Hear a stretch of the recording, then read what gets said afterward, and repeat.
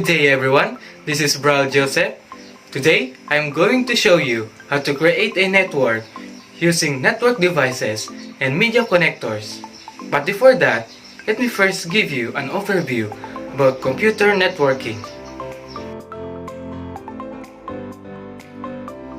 Computer networking is a pool of integrated computers configured to one another.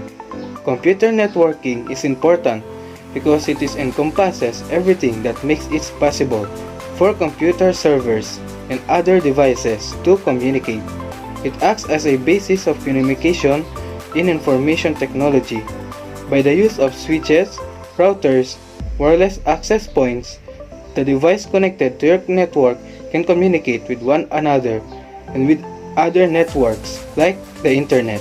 Now, here are the network devices and cables we can use in setting up a network.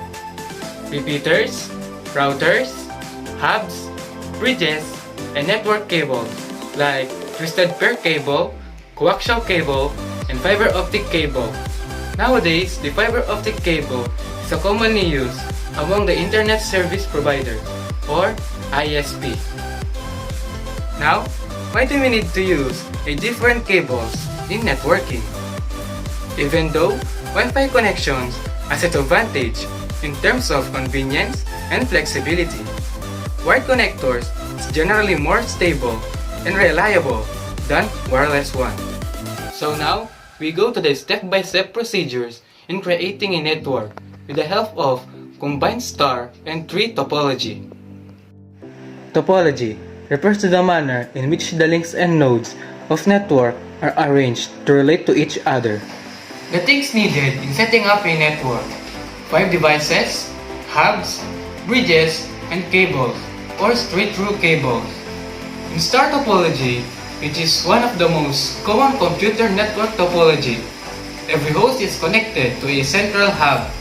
The central hub, it acts as a channel to transmit messages. The purpose of the central hub, it is responsible for sending and receiving messages. We will use a straight-through cable or RJ45 as connectors. In star topology, devices can be added or removed without disturbing the network. But if the hubs or switch fails, all the devices connected to it will have no connection.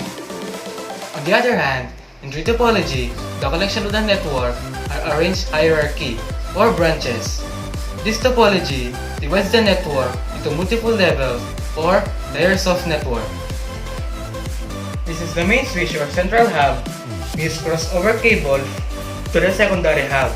Because of secondary hub, more devices can be attached to the central hub. It provides point-to-point wiring for every segment, like repeater, printer, and these devices, so that all devices can be connected to the central hub. Now that we are done in creating a star and tree topology, we will now assign an IP address to each devices. An IP address is a unique address that identifies a device on the internet or local network. We need to install IP address because they are the one responsible for addressing, delivering, and routing our online requests. The IP address we will use is 192.168.10.0. The default gateway is 192.168.1 and the subnet mask, because we will use a class C, is 255.255.255.0. So here are the steps in setting a static IP address in Windows. Step 1. Click Start menu, Control Panel, Network and Sharing Center, or Network and Internet, Network and Sharing Center. Step 2. Click Change Adapter Settings. Step 3. Right-click on Wi-Fi or local area connection and click Properties. And then, input the IP address, default gateway address, and subnet mask. You will just add one to the last octet of the next device and so on. Then, click OK.